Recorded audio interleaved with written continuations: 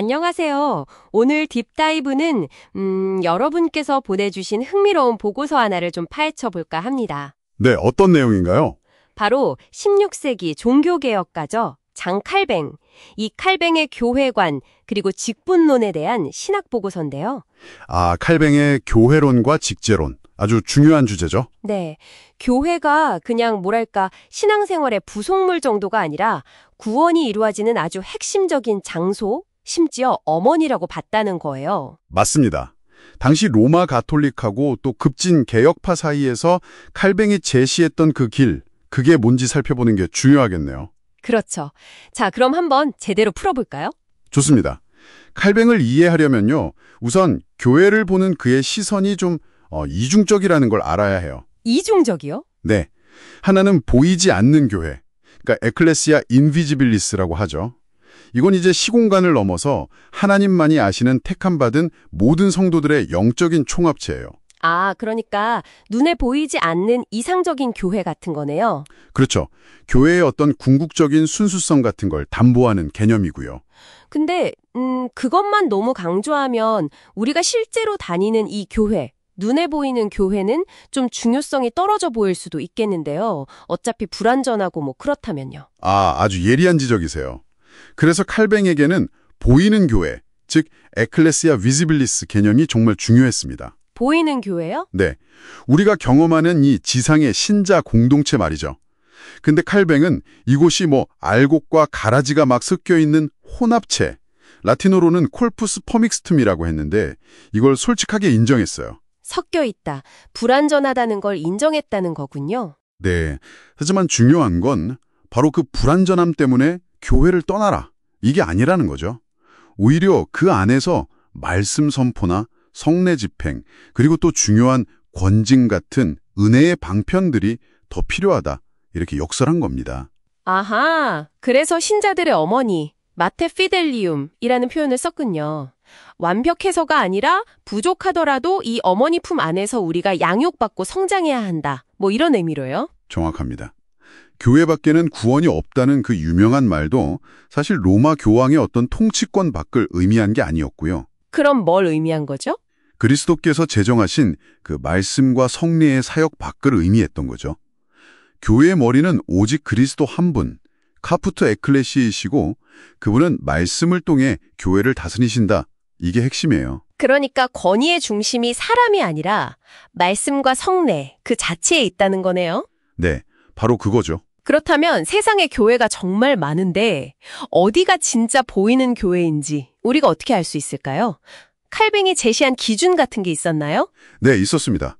아주 명확하고 어떻게 보면 좀 단순하다고 할 수도 있는 두 가지 표지, 노테 에클레시에를 제시했어요. 두 가지요? 뭘까요? 첫째는 말씀의 순전한 선포, 그리고 둘째는 성례의 합법적 집행, 딱 이 두 가지입니다. 말씀과 성례? 네, 이 두 가지만 제대로 이루어지고 있다면 비록 그 교회에 인간적인 약점이나 부족함이 좀 보이더라도 거기를 하나님의 교회로 인정하고 참여해야 한다. 이렇게 본 거죠. 당시 사도적 계승이니 뭐니 여러 기준들이 있었을 텐데 칼뱅은 딱 이 두 가지에 집중했군요. 그 점이 중요합니다. 말씀이 최우선이고 성례는 그 말씀의 건의에 따르는 보이는 말씀으로서 중요하다고 본 거죠. 그런데 아까 잠깐 언급하셨던 권징, 디스플리나는 이 표지에 포함이 안 되나요? 보고서를 보면 권징을 교회의 심경, 넬부스 에클레지에라고 부를 정도로 중요하게 다뤘다고 하던데요. 맞아요. 권징, 굉장히 중요하게 생각했습니다. 하지만 칼뱅은 이것을 교회의 존재 자체, 그러니까 에세를 규정하는 표지로 보지는 않았어요. 아, 존재의 조건은 아니다. 네. 그 대신에 교회의 건강한 상태, 베네 에세라고 하죠. 이 건강함과 질서를 유지하기 위한 필수 요소, 즉 신경으로 본 겁니다. 비유가 재밌네요. 신경이라. 그렇죠. 뭐랄까 말씀과 성례가 교회의 심장이나 영혼이라면 권징은 몸을 건강하게 제대로 움직이게 하는 신경계와 같다고 할 수 있어요. 신경이 좀 약해도 일단 생명은 있잖아요. 아, 그렇죠. 하지만 건강하게 제대로 기능하려면 신경이 필수적인 거죠. 이해가 되네요.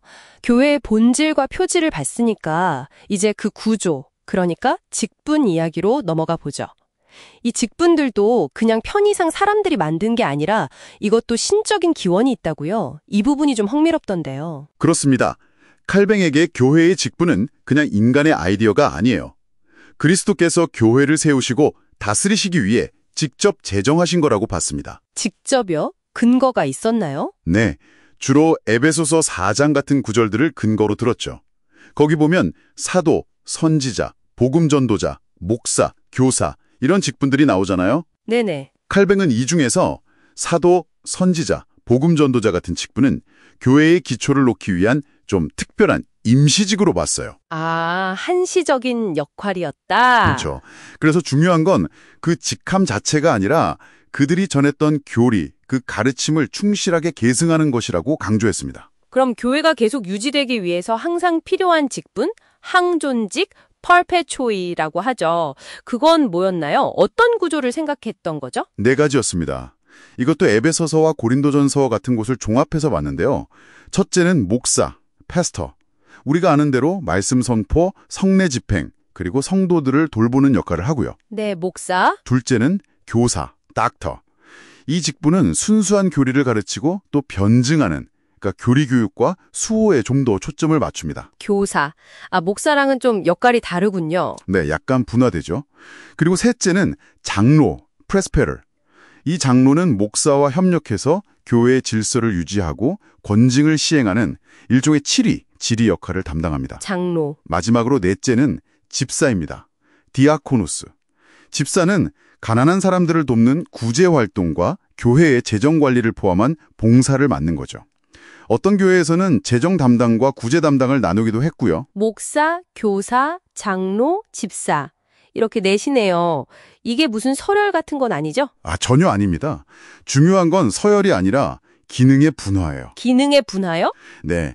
그러니까 목사와 교사는 주로 말씀 사역, 장로는 다스림, 치리 사역, 집사는 봉사 사역, 이렇게 역할을 나눠서 어느 한 사람이나 한 직분에 권력이 지나치게 쏠리는 걸 막으려고 했던 거죠. 아, 로마 카톨릭의 교황 중심 체제와는 완전히 다른 그림이네요. 그렇죠. 그리스도의 통치가 이렇게 다양한 직분들의 협력을 통해 유기적으로 구현되도록 설계한 겁니다. 이게 당시로서는 상당히 혁신적인 생각이었어요. 정말 그렇겠네요. 근데 이 직분론에서 또 중요한 점이 있다면서요? 네, 에베소서 4장의 핵심을 칼뱅은 이렇게 봤어요. 이 직분자들이 모든 걸 다 하는 게 아니라는 거예요. 아, 그럼요. 오히려 성도들을 잘 준비시켜서, 영어로는 equip한다고 하죠. 그렇게 준비시켜서 성도들 각자가 스스로 봉사의 일, 즉 사역, 미니스트리를 감당하도록 돕는데 그 직분의 목적이 있다는 겁니다. 와, 이건 정말 중요한 관점이네요. 직분자는 섬기는 사람이고 실제 사역의 주체는 모든 성도다. 바로 그겁니다. 모든 성도가 제사장이라는 개혁 정신과도 통하는 거죠. 자, 오늘 딥다이브 내용을 좀 정리해 보겠습니다. 칼병에게 교회는 구원을 위해서 필수적인 어머니 같은 존재였고, 참된 교회는 말씀의 선포와 성례의 집행이라는 명확한 표지로 식별될 수 있다. 네, 맞습니다. 그리고 그 교회의 구조, 직분은 목사, 교사, 장로, 집사 이렇게 4가지로 기능이 분담되어서 권력 집중을 막고 상호 협력하도록 했다. 그렇죠. 그리고 궁극적으로는 모든 성도들이 각자의 사역을 감당할 수 있도록 섬기는 리더십을 지향했고요. 그럼 이게 오늘날 우리에게는 어떤 의미가 있을까요? 글쎄요, 한 2가지 정도 생각해 볼 수 있을 것 같은데요. 첫째는 요즘처럼 개인주의적인 신앙이 강조되는 시대에 칼뱅이 말한 보이는 교회의 중요성, 그리고 공동체적인 책임과 성화의 가치를 다시 한번 생각하게 해준다는 점이죠. 아, 교회를 떠나서 나 혼자 신앙생활 잘하면 된다. 이런 생각에 좀 경종을 울리는 거군요. 네, 칼뱅 관점에서 보면 그렇게 보이는 교회를 떠나는 건 영적인 고아가 되는 것과 같을 수도 있어요. 그렇군요. 또 다른 점은요? 둘째는 오늘날 많은 교회에서 목회자에게 거의 모든 부담과 책임이 집중되는 경향이 있잖아요. 네, 그렇죠.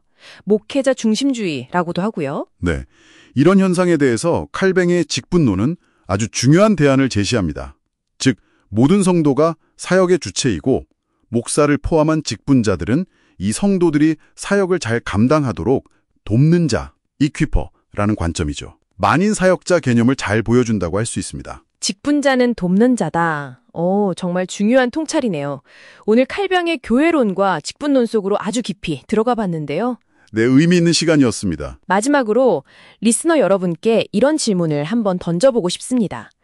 칼뱅이 그토록 중요하게 생각했던 보이는 교회 공동체, 그리고 그 안에서의 질서와 모든 성도의 사역, 이것이 오늘 여러분의 신앙 여정 안에서 어떤 의미를 가지고 있나요?